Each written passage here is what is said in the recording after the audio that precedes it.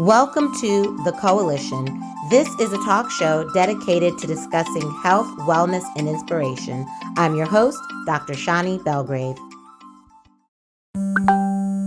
Trigger warning. In this episode, we discuss domestic violence, including its impact and realities.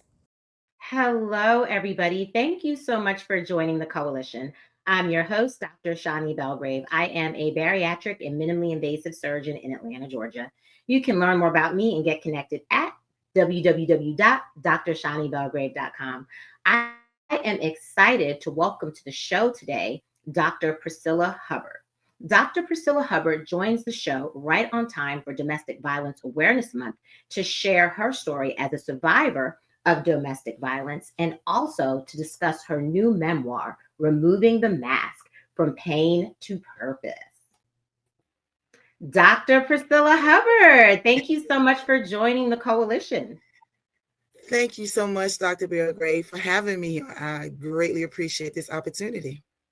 Well, thank you so much. As you know, the show is all things health, wellness, and inspiration. And so your story is definitely inspirational. And I'm grateful that you have joined the show. So can you please tell us, first of all, who is Dr. Priscilla Hubbard? Well, I am Dr. Priscilla Hubbard. I am the president and CEO of my consulting firm, YCS Consulting. And I'm also the executive director and chief operating officer for the illustrious Atlanta Medical Association and the Heritage Fund. But most and foremost, my important role is being the mother of my one son and my three beautiful grandchildren. Fantastic. Well, please get us started by telling us a little bit about your story and your journey.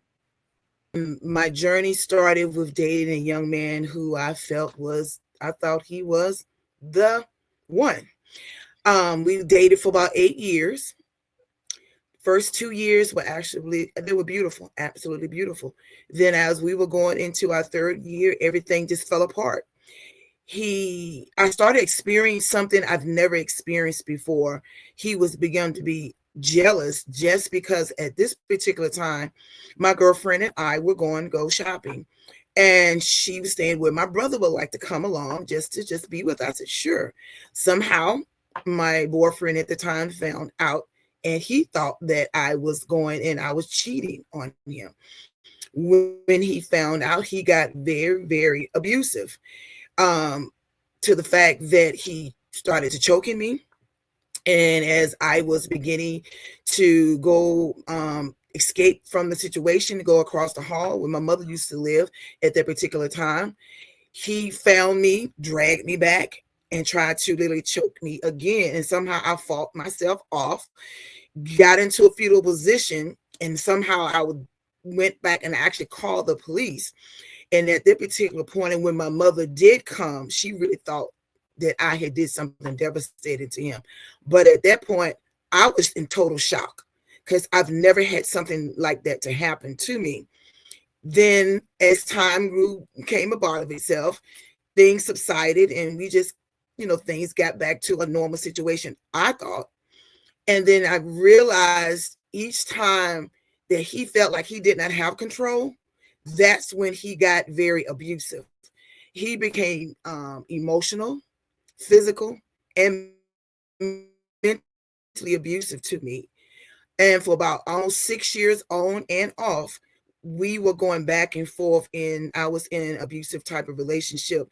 It was one time that I ended up having to flee my home with nothing but the clothes on my back and a few articles in a bag with my son, just to hide out because of the fact that he was planning to do something devastating to my son and myself. It was a situation where I was not intimate with him, Dr. Belgrave, the way he wanted. He got very, very aggressive, and I got into a point when I told my son, I said, look, if anything ever happens, hide, because he would use my son sometime as a shield to get toward me. And then from there, I said, hide until mommy can get some help. And that particular night, I was able to leave the home with nothing on but a nightgown, trying to find us help. He found me, dragged me back down the middle of a highway over gravel and placed me on a deep freezer and put a gun to my head. And he told me, if I can't have you, nobody can. And at that time, my son walked in, and I said, so you're going to kill me right here in front of my son? And I could feel the coldness of the gun on my side of my forehead. He looked at me, he looked at my son, pulled back the hammer, and left. Then it was a situation where I found out he actually did cheat on me. I confronted him. And because of the emotional imbalance he had caused me in my life to that particular point, and the stress, he got devastatedly upset with me again, kicked me in my stomach, and just got so emotionally abusive to me at that particular point mentally. I went to work that night, and I'm thinking that I was having my monthly cycle. Come to find out, I started bleeding profusely. And when I got to the ER, the doctor confronted me. He said, did you realize you was pregnant? I said, no, I did not. He said, well, you were. And we're going to have to do a procedure to ensure that there are no infections or anything. I just had gotten to the point I just couldn't take it anymore. I was just devastated at that time. Several other things happened to me thereafter.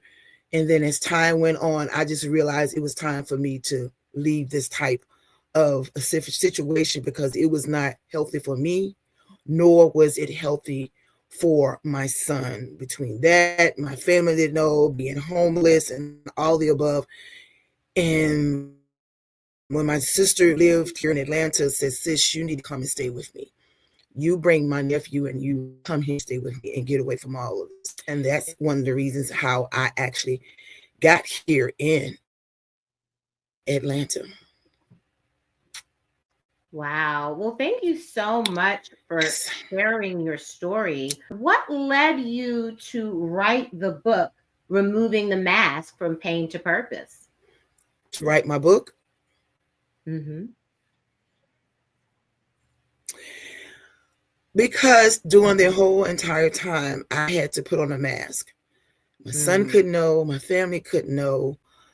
And at that time, too, I was in law enforcement. And through all of this, I experienced a horrific robbery where I was getting out of my car to go home right after work. And because most of my jobs, I worked in public eye. So this particular night, a man was coming down the sidewalk. I'm thinking, just walking by, okay, he's not gonna bother me or whatever.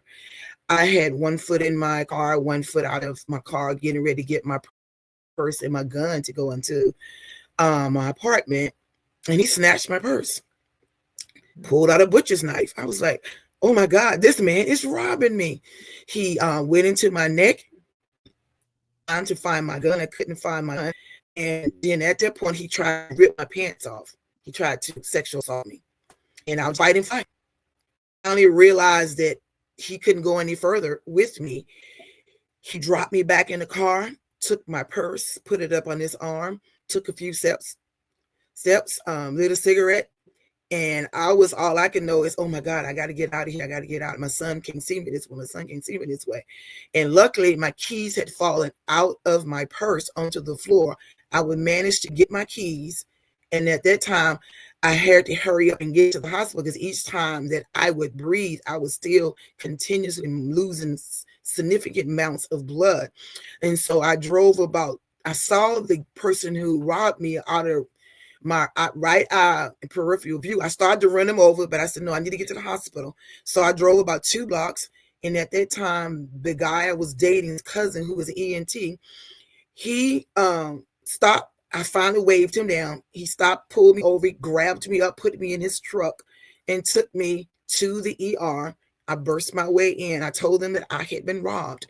And they put me on a gurney, and they started just throwing, medicine in me. And they said, well, you're gonna have to give you a tetanus shot because you've been, you said you was robbed and you was stabbed with a butcher's knife. He said, do you want me to put to sleep? I said, no, I do not want to be put to sleep because I'm afraid if I do, I will not be able to wake up and see my son. And at that time, I said, oh God, my legs. And they ripped my pants off and come to find out, I said, Miss Hubbard, you have been stabbed on both of your legs as well.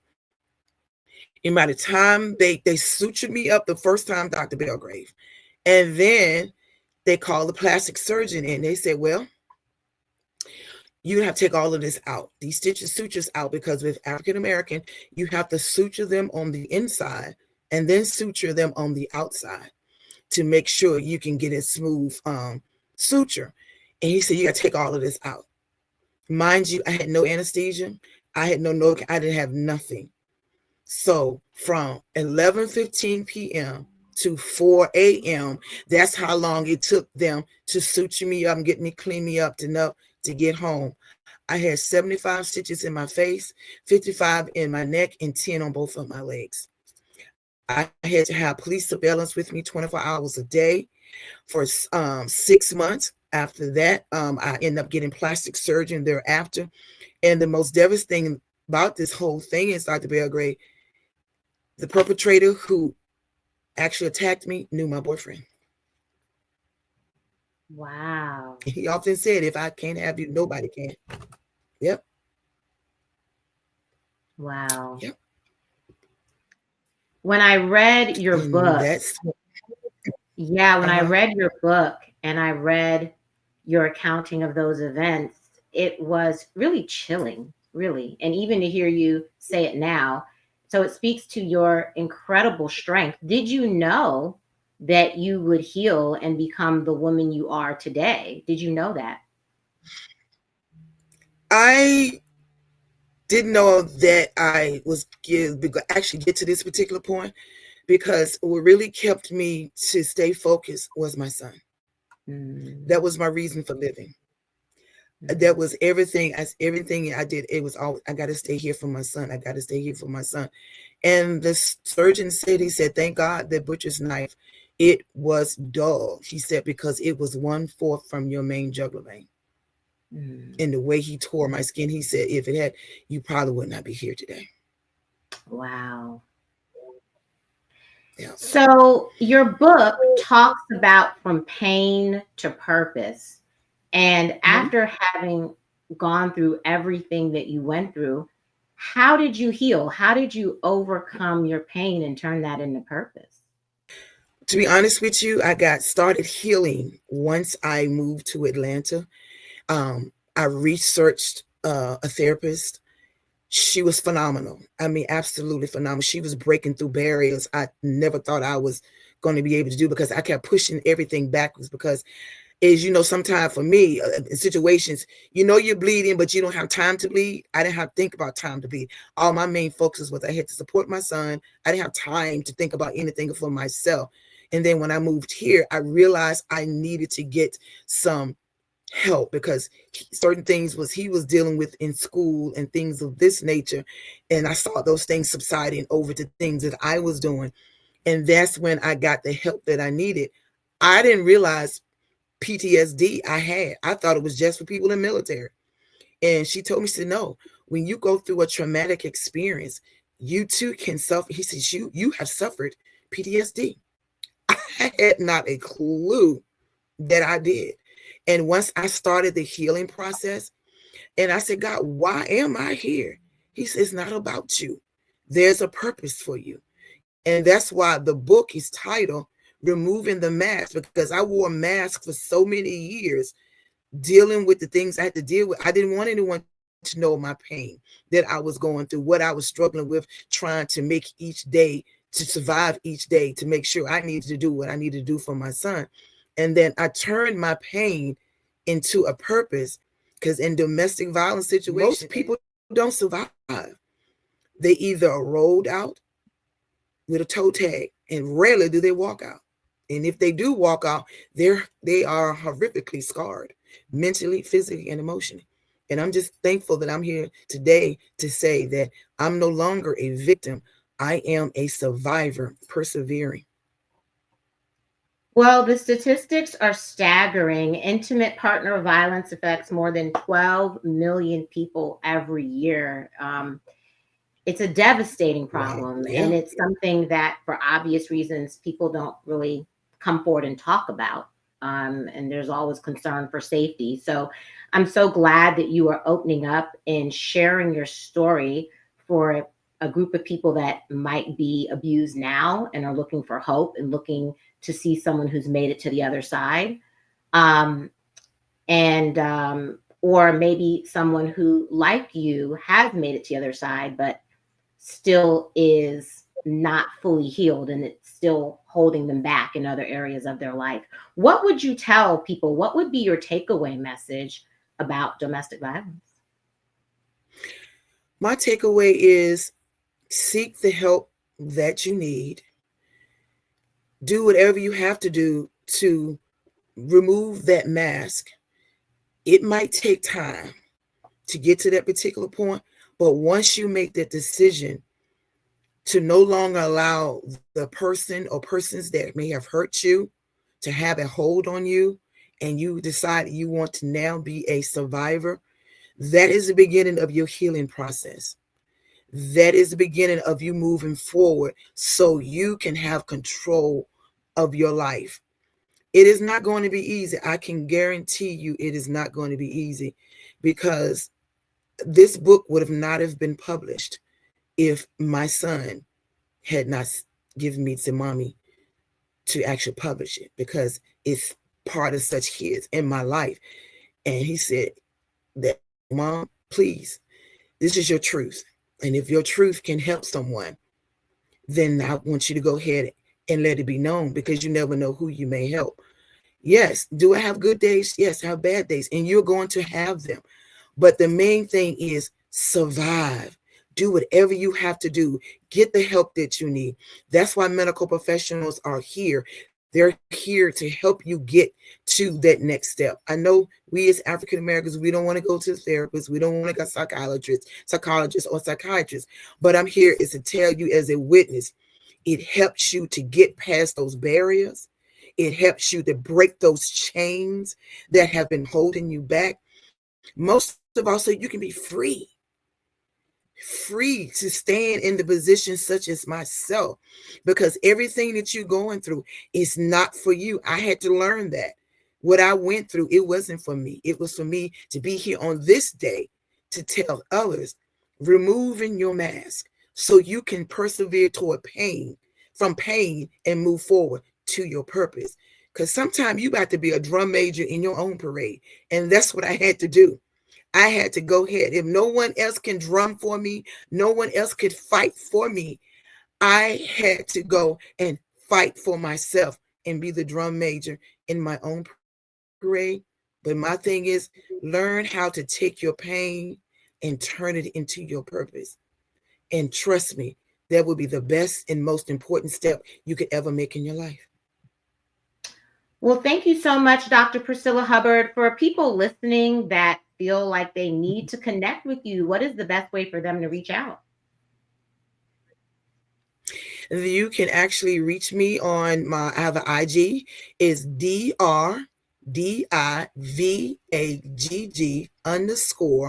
_P Hubbard. Follow me on my Instagram.